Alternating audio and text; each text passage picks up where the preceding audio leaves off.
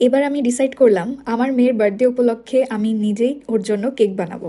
এত বড় দুঃসাহস আমি করেছি, তাই এই কাজটা সুন্দর মতো করা যায়। তো গতকাল 15ই জুলাই ছিল আমার মেয়ের বার্থডে, মানে 2 বছর পূর্ণ হয়েছে।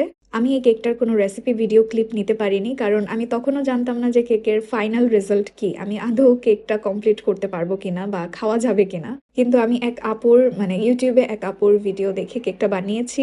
তো কেকটা ছিল চকলেট মাড কেক, কিন্তু ওটাকে আমি একটু নিজের মতো করে চকলেট ওভারলোডেড কেক বানিয়েছি। মানে আমি আমার মতো করে বানিয়েছি আর কি। আমার হাতের কাজ দেখলেই আপনারা বুঝতে পারবেন আমি কতটা কাঁচা। আমার এক পর্যায়ে মনে হচ্ছিল কেকটা একটু বেঁকে যাচ্ছিল, মনে হচ্ছিল এটা পড়ে যাবে। এটা যে কি কষ্টে আমি ফিক্স করেছি সেটা আমি জানি। আমি ভেবেছিলাম এক পর্যায়ে যে এই কেকটা বোধহয় কাত হয়ে পড়েই যাবে। পরে আমি যেটা করি, কাঠি মাঝখানে 3টা কাঠি মাঝখানে আমি ইনসার্ট করি যাতে কেকটা বেঁকে না যায়। তো এখানে যেটা করেছি, কেকটা আমি 3টা লেয়ারে ভাগ করি এবং প্রত্যেকটা লেয়ারে আমি কফি সিরাপ দেই যেন কেকটা ময়েস্ট থাকে।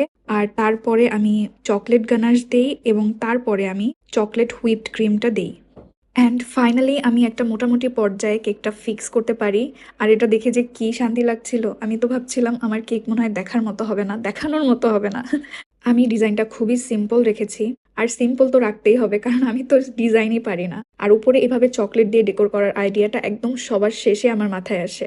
প্রথমবারের মতো আমি চকলেট কেক বানিয়েছি, আর কেমন হয়েছে দেখতে সেটা অবশ্যই আমাকে কমেন্টে জানাবেন। See you in the next video. Follow just Tommy for more delicious.